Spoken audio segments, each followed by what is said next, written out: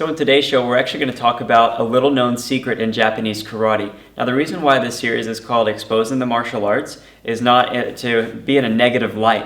We actually just want to bring forth things, ideas, little tidbits of understanding that are usually forgotten, maybe lost in translation, especially whenever martial arts go from an original group of people using it for combative purposes, for military training, and now, for example, Westerners using it as a form of exercise, as a hobby, or whatever it may be.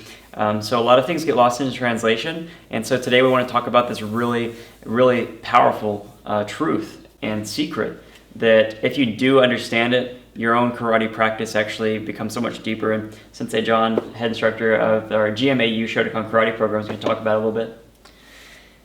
Yes, Michael, this actually goes back into the samurai period, even before that, even into China, into the Chinese arts, right. Into the monasteries. Yeah. We're talking about several thousand years ago, where all of this crossed over into other eastern places, from India to China, right. to Japan, Taiwan, all those areas.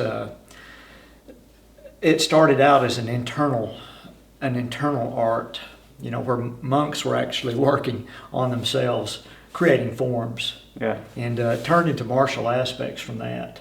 But the thing that is really not brought out in all dojos, especially in the West, I'm sure some instructors are teaching it, and some it's just gone away from, is really the aspect of internal energy, and how to bring that internal energy into your body, and how to use that internal energy through your art, and keep yourself strong, healthy, and balanced as you move along in martial arts. And a lot of this has to do with, of course, we want to talk about your bioelectric field that's within you, how that bioelectric field is improved through proper breathing. Now, can you feel your bioelectric field? Or how could you give someone a physical sensation explanation so that they can realize that they have a bioelectric field? A bioelectric field actually has a feel to it. You can take your hand and put it in close proximity to your face. And you can do this when it's cold outside even. And when you put it up close to your face, you will feel a heat. A part of that heat is the bioelectric energy, and a part of it is the latent heat from your hand. See, even at this moment, I actually feel the tingling of the energy. And is it also because the two energies are sort of magnetically pushing off of each other? From the hand to the part that's in the head, right? There's a circuit that's created through the body when you get in close proximity.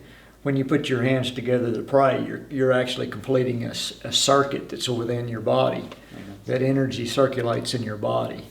So really, one of the secrets that is probably more prevalent and well known in Japan and other where our roots come from in our art is how to center this energy within our body in what's called the solar plexus area, and take and build that energy.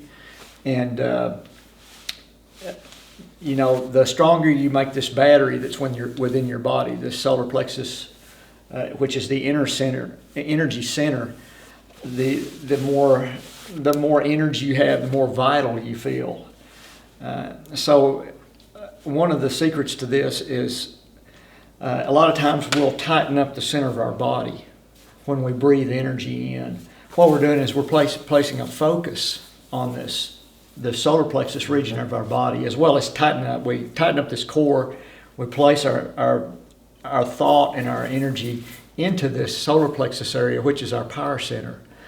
And you go through these little short exercises through your training, which I call a focus and a recharge, where I'm tightening up my body, and I focus on this solar plexus area, and I breathe in. And what am I doing when I breathe in like that is I'm breathing in electrically charged particles, from the atmosphere through the air into my body. And of course, we all know if we have good oxygen supply to our body, it really helps us out. That's true. So I guess a big part of a reason to do that is when you squeeze your abdominals, you force yourself to focus on that area. Yes. So whenever you do breathe, you actually sort of send the energy in the air to that area. You send it to that area. Rather than just breathing in a way where you're not even conscious of it. You're getting way less oxygen, and you're also not focusing on it, because the focus and the intent is multiplied whenever your physical body is squeezing and your mental body is telling it to go there. Absolutely. Okay. That's the concept. The concept is I want to keep this solar plexus region supercharged and full of energy through proper breathing and focus on that area. It's also the same point. Another secret is when I throw a punch, is to have the thought that I'm sending energy through that punch at the same time and concentrating that energy to a point. These activities aren't talked about a whole lot in schools, about how we're supercharging this area here with bioelectric energy, and we're going to send that energy along by thought, because we have all these pathways in our body, Right. that all these circuits follow. And by your thought in your mind, you align that energy in your body and you're sending it to a point. All of that comes in our training. The power of it is if you know about it when Right. you're training and you start using it. Yeah. You start using these theories when you first start. That becomes a very powerful thing over time.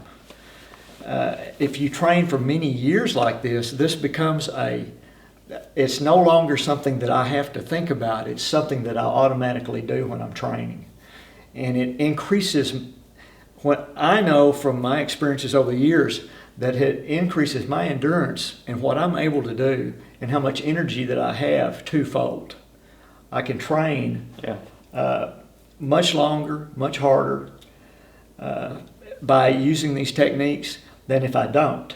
Just as an example, actually, since Jon was here and he was filming a whole belt level of material yesterday, from like 8-something a.m. to 4 p.m., like nonstop, and it was pretty incredible. I thought he was going to be tired because he was doing very in-depth, intensive exercises and training the whole day, and he got all of the work done. It was surprising. But then you shared with me today, it's because you were doing the focus and recharge at the end of every move, rather than just like letting your body peter out and killing yourself and then falling over dead at the end of the day. It's a way to keep yourself in balance all day long, right? So then it's a secret to training. Yeah, really. you go through these focus and recharge techniques as you go through your training, and it really increases your endurance in what you can do. And you feel better, you feel more balanced. I do it after each routine that I do. If I have a Kihon drill, let's say that has several elements in it, Right. I'll do the entire Kihon drill, and then I'll do my focus and recharge at the end of the drill. And I'll do that after every drill like that, and it keeps me, at a good energy level. So it's a really important aspect to learn how to keep that energy level high within us as we train. And this technique can be used for any form of martial art, and it needs to be brought out more, because there's a true power in it. That's the hidden secret, and the power is within that breathing and that focus. Right. And that's a aspect in the Westerner that us Westerners have discounted it in the past, and there's a tremendous power in it that doesn't need to be discounted. Right. I think to sum it up, the biggest disconnect between the Easterners and the Westerners in this particular conversation is the Easterners and the Japanese, for example, know that your breathing and your focus and your strikes, they're all connected together. Right. Whereas the Westerners, we tend to put everything in their own boxes. It's like, oh, is my punch strong? Did I use good muscle alignment? Did I pivot my hips and those sorts of things? And then, oh yes, I need to be breathing, for example. But they didn't consider combining them and also using your focus. Like you said, if you literally think about what you're doing, what you're trying to hit all in that moment as you're throwing that one punch, that seems to think about that, it's like, wow, I've got to be incredibly focused and have an amazing level of self-discipline. Absolutely. But then your punch is going to be way stronger. But you should try it in your own training at home and see what you think about it. But it makes a dramatic difference. So I think it was a really great conversation. Thank you for bringing all those points up. And I hope you guys got something out of this. Leave us some comments, and we look forward to seeing you next time.